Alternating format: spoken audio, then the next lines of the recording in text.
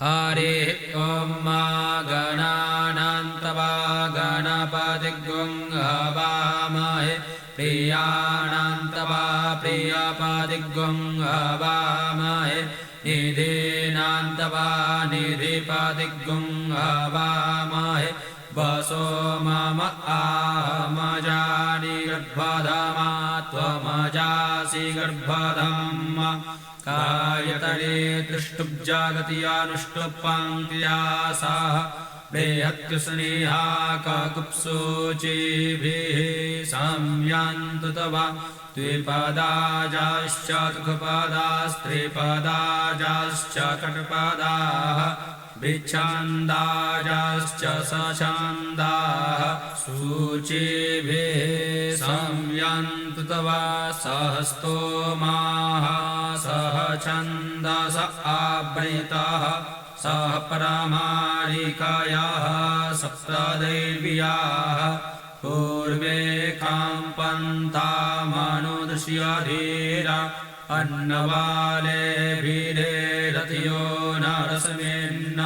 जाग्रतो दूरमुदैति दैवन्तदु सुप्तस्य तथैवैति दूरङ्गमञ्ज्योतिकाञ्ज्योतिरेकं तन्नमे मनः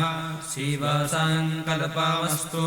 येन कर्माण्यपसो मणिकृणो जग्ने कृण्वन्त्रिभिदते कुधीराः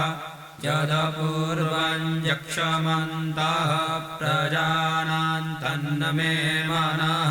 शिवसङ्कल्पमस्तु यत्प्रज्ञानमुतचेतो धृतिश्च ज्योतिरन्तरमृतं प्रजासु यस्मान्नरिते किञ्चन कर्म क्रियते तन्नमे मनः शिवसङ्कल्पमस्तु येनेदं भूतं भुवनं भविष्यत्परिगृहीतममृतेन सर्वं येन यज्ञस्तायते सप्ताहोता तन्नमे मनः शिवसङ्कल्पमस्तु यस्मिन् च सामजो गुंखि यस्मिन् प्रतिष्ठिता रत्नाभाविवाराः